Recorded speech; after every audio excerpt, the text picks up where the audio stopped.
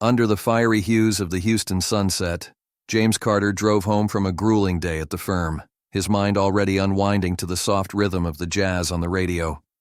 As he approached a yellow light, James eased his sedan to a halt just as it turned red.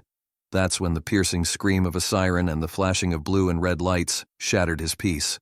He pulled to the curb, the tension in the air thick as Officer Rick Callahan, a rugged man in his mid-30s, swaggered up to the driver's side window. "License and registration," Callahan barked, his tone sharp with authority. James complied, his calm demeanor masking a growing unease. Callahan's eyes narrowed, his scrutiny escalating beyond a mere traffic stop. The officer's posture grew rigid, suspicion radiating from him. What began as a routine stop was now crackling with unspoken tension, and the stakes were climbing fast. The tension hung heavy as Officer Rick Callahan studied James Carter through the window of the sedan. Callahan's question was curt, his eyes sharp. "Do you know why I pulled you over?" James, his calm exterior intact, met the officer's gaze. "Not entirely, officer," he replied, his voice measured, though the air between them crackled with something unspoken. "You didn't come to a complete stop at the light," Callahan said, though the flicker of hesitation in his voice was impossible to miss. James nodded slightly. "I thought I slowed down in time, but if I didn't, I understand." His tone was polite, controlled, yet Callahan's demeanor didn't soften. If anything, it hardened. The officer stepped back, looking over James's documents as though searching for something, anything out of place. "You're not from around here, are you?" Callahan asked, his tone carrying a subtle edge. James hesitated, sensing the question was more than casual. "No, officer, I moved here recently. My address is on the license." Callahan wasn't listening. His suspicion was no longer about a minor traffic violation. It was personal. His stance shifted, his body language telegraphing that this was no longer routine. "Where are you headed in such a hurry?" he pressed. "Home," James replied evenly, his composure a shield against the officer's scrutiny. But he could feel the situation escalating. Callahan's voice dropped lower, a calculated move. "Step out of the car for me." James's grip on the steering wheel tightened briefly, the only sign of the storm brewing beneath his calm. "Is there a specific reason, officer?" he asked, his tone still level but firmer now. Callahan's lips twitched, irritation flashing across his face. "I'm not going to ask again. Step out." The command was sharp, a thinly veiled threat. The choice was clear: escalate or comply. With a slow exhale, James pushed open the door and stepped out, his tailored suit and polished demeanor starkly contrasting Callahan's rugged authority. "Hands where I can see them," Callahan ordered, gesturing toward the hood of the car. James complied, his movements deliberate, exuding a calm that seemed to irritate the officer further. "Is there something specific you're looking for, officer?" he asked, his voice cutting through the tense silence like a blade. Callahan smirked, his tone dripping with condescension. "Just routine. We've had some incidents around here. Can't be too careful." James turned his head slightly, locking eyes with the officer. "Incidents involving men in business suits, driving sedans? Or is this about something else?" The question landed with weight, and for a moment, Callahan froze. His smirk faltered, his hand instinctively drifting toward his belt. "Watch your tone," he snapped, but the cracks in his confidence were beginning to show. "I'm simply asking a question," James replied, his voice calm but laced with quiet authority. His unflinching demeanor was unnerving, and Callahan's frustration bubbled to the surface. "Turn around and place your hands on the hood," Callahan barked, his voice rising. "I need to check for weapons." James raised an eyebrow, incredulous but composed. "Weapons? Do I look like someone carrying a weapon?" "I said turn around." Callahan's voice sharpened, his patience wearing thin. The unspoken power struggle between them was coming to a head.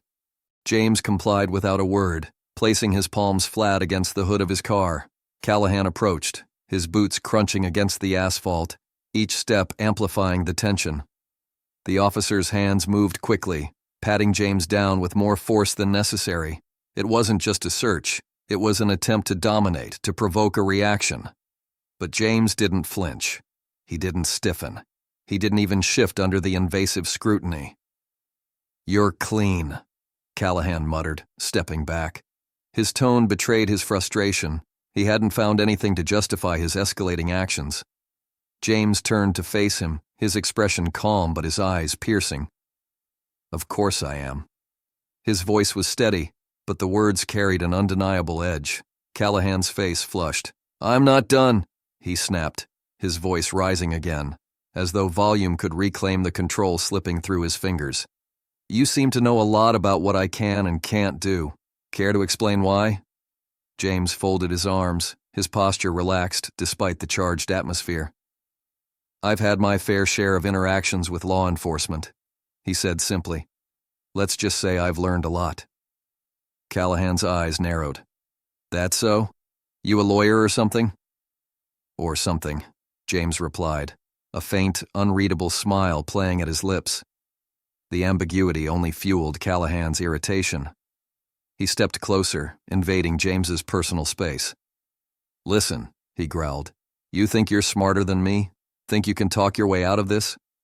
James met his gaze evenly, unflinching. "I don't think anything, officer. I just believe in fairness, and so far I'm not seeing much of it here." The words landed like a hammer and Callahan took a half step back, caught off guard. The balance of power was shifting. For the first time he looked uncertain, like a man realizing he was in over his head. The silence stretched, heavy and electric. Then James spoke, his voice calm but unyielding. "Officer, I think it's time you know who I am." The next few moments would change everything, and Callahan's grip on control would never feel the same again. Officer Rick Callahan's eyes narrowed as James Carter reached into his pocket with deliberate, slow movements. "I'm reaching for my badge," James said, his voice calm yet commanding, watching as Callahan's hand instinctively hovered near his holster. "Badge?" Callahan echoed, his tone faltering, confusion flickering across his face. "Yes, officer," James replied, pulling out a sleek leather wallet and flipping it open. The gleaming emblem inside seemed to catch the fading sunlight, refracting authority and weight. "James Carter," he said, his voice steady but edged with an unmistakable tone of finality. "Assistant Director of Internal Affairs, Houston Division." The air seemed to leave Callahan's lungs in an audible gasp. His face paled as he stared at the badge, his confidence unraveling as the truth sank in. "Internal Affairs?" he repeated, his voice barely above a whisper. James didn't need to confirm it again. He let the silence stretch, watching Callahan grapple with the realization that this wasn't just another driver he could intimidate. This was the man who could change the trajectory of his career with a single report. "You're—" Callahan stammered, taking a half step back, the words caught in his throat. "Yes," James interrupted, saving him the trouble. "I'm the person who oversees officer conduct. I'm the one who ensures that people wearing this badge—" James tapped the emblem in his wallet for emphasis. "Uphold the values and integrity it stands for." Callahan's hand dropped from his belt as if the weight of his own authority had suddenly become too heavy. He started, but James raised a hand, silencing him. "What's most concerning about this interaction, Officer Callahan?" James began, his voice low but piercing. "Isn't just the profiling, though that's bad enough. It's not the baseless escalation either. No, it's the fact that you've done all of this without even realizing who you were talking to." Callahan swallowed hard, his face flushed with equal parts embarrassment and fear. "Sir, I didn't mean—" "Oh, you meant every word," James cut him off sharply. "You assumed I didn't know my rights, that I wouldn't understand the laws you're sworn to uphold. And why?" He leaned in slightly, his gaze boring into Callahan. "Because I didn't fit your idea of someone deserving respect." Callahan flinched as if the words had struck him physically. He opened his mouth to respond, but James pressed on. "That's not just a problem for me, officer. That's a problem for every person you encounter while wearing that badge. And that," James paused for emphasis, "is why I'm here." The weight of James's words hung in the air, each one landing like a hammer. Callahan looked like a man teetering on the edge of a cliff, unsure whether to retreat or jump. "Sir, I can explain." I'm sure you can, James replied, his voice razor-sharp. But the time for explanations has passed. Here's what's going to happen next. Callahan froze, his jaw tightening as he braced for the inevitable fallout. You're going to return my documents, James said, his tone cold and precise. And you're going to think very carefully about what you say next. The officer hesitated, his hands trembling slightly as he reached into his chest pocket and retrieved James's license and registration. He handed them over, his confidence thoroughly shattered. James took the documents without a word, tucking them back into his wallet. Then he stepped toward the driver's side door of his car, pausing with one hand on the handle. He turned, his gaze locking onto Callahan one last time. Remember this, James said, his voice steady but laden with meaning. The badge doesn't make you better than anyone. It makes you accountable to everyone. With that, James slid into the driver's seat and started the engine. As he pulled away, Callahan was left standing on the side of the road, his authority dismantled, his future uncertain. But for James, this wasn't the end. As he drove home, the encounter replayed in his mind, not because it was unique, but because it wasn't. This wasn't the first time he'd dealt with someone like Callahan, and he knew it wouldn't be the last. But this time was different. This time, James had the power to act. The next day, James sat at his desk in the Internal Affairs office, sunlight streaming through the blinds. In front of him lay Officer Callahan's file, alongside several others with familiar patterns, minor complaints, vague misunderstandings, and signs of unchecked behavior. It was a sobering reminder of the systemic issues that allowed incidents like yesterday's to persist. "Morning, Mr. Carter," his assistant Rachel said as she entered with a stack of reports.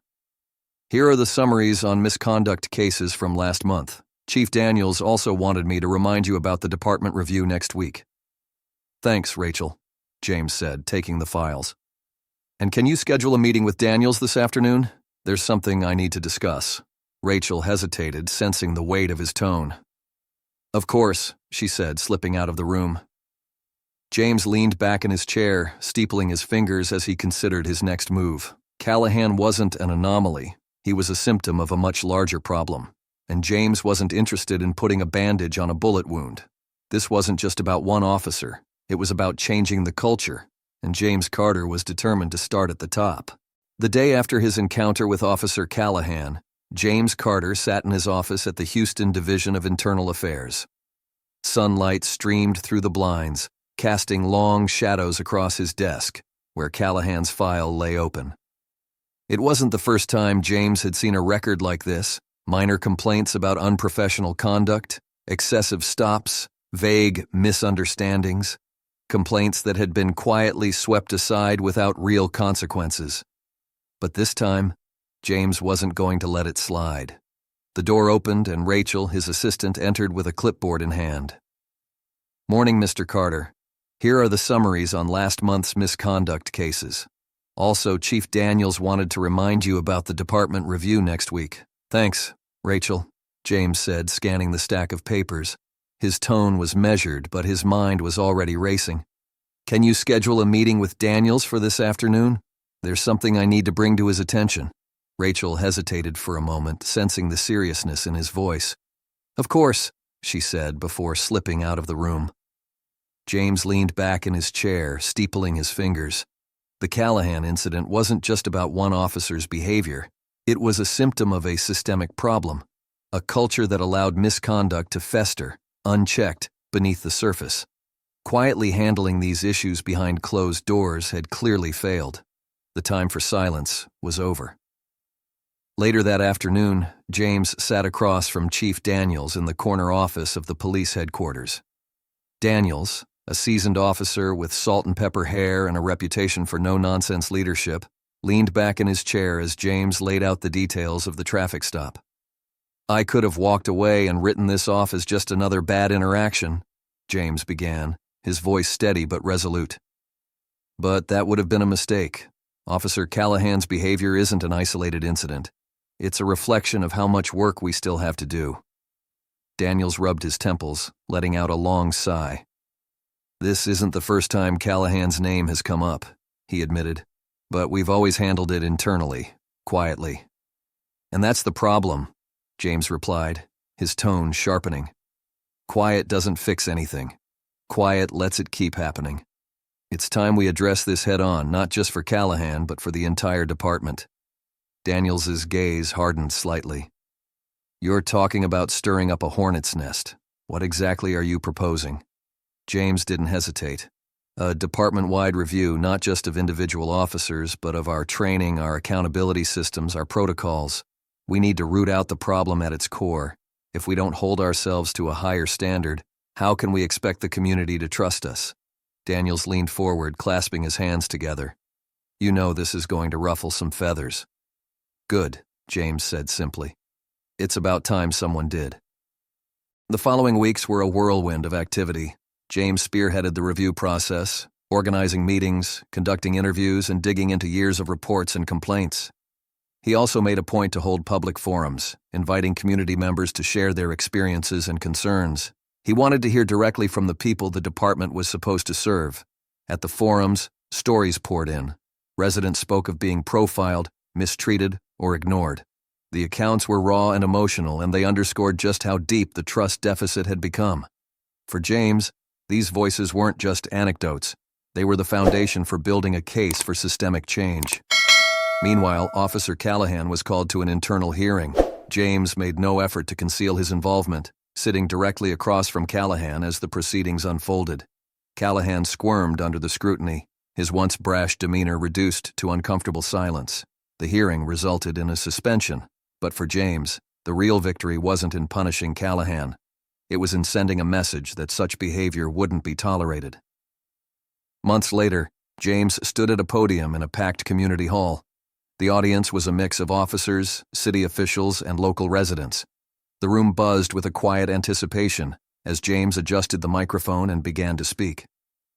Justice isn't just about catching the bad guys, he said, his voice resonating through the hall. It's about ensuring that those sworn to protect and serve do so with fairness, integrity, and respect for everyone they encounter. He paused, letting the words sink in. We've spent the past months looking inward, holding ourselves accountable, and listening to the people we serve. This isn't the end of the work. It's just the beginning. But I promise you, we are committed to doing better, not just for the department, but for the community that puts its trust in us. The applause was thunderous, but James didn't linger on it. For him, this wasn't about accolades. It was about setting a standard that would outlast him, a legacy of accountability and trust. As he stepped down from the podium, James scanned the room. Some faces were skeptical, others hopeful. But all of them were listening.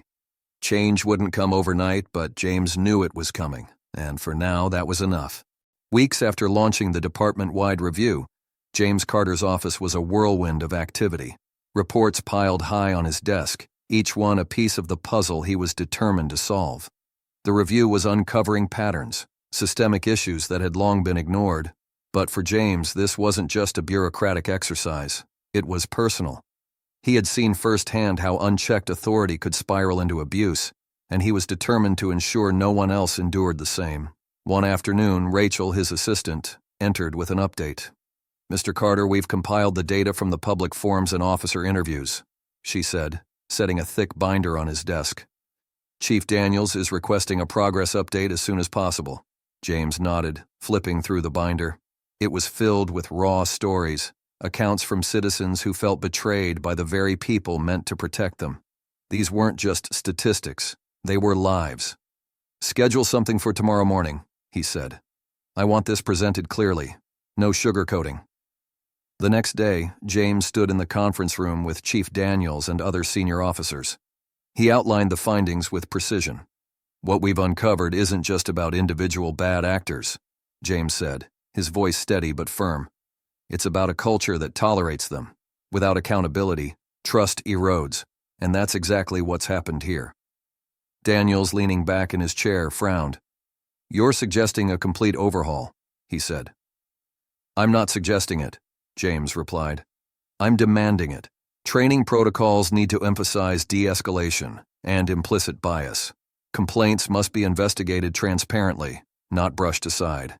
If we don't hold ourselves accountable, we'll never earn back the community's trust. The room was silent, the weight of James's words sinking in. Finally, Daniels nodded.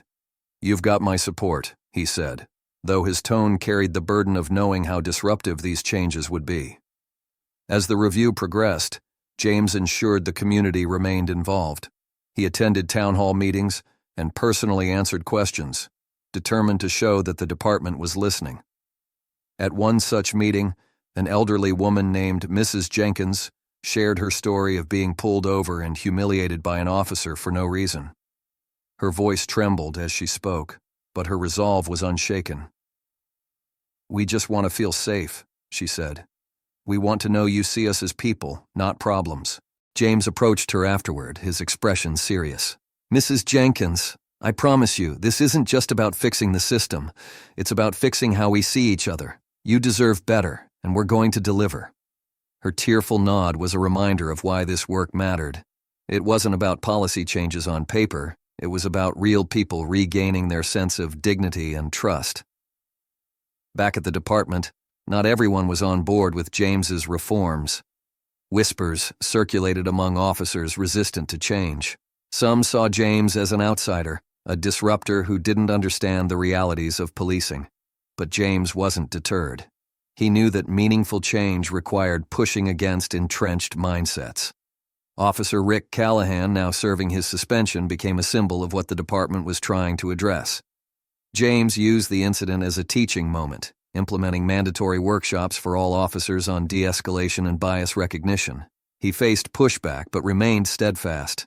"If this badge doesn't stand for integrity, it stands for nothing," he told a group of skeptical officers during a training session. "Our job isn't just to enforce the law, it's to serve the community with respect." Months later, James found himself back in a packed community hall, this time for a public presentation on the progress of the department's reforms. As he stepped up to the podium, the room fell silent. "We've spent the last few months taking a hard look at ourselves," James began.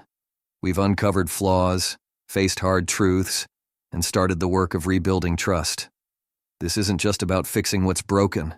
It's about creating a system that works for everyone, officers and citizens alike."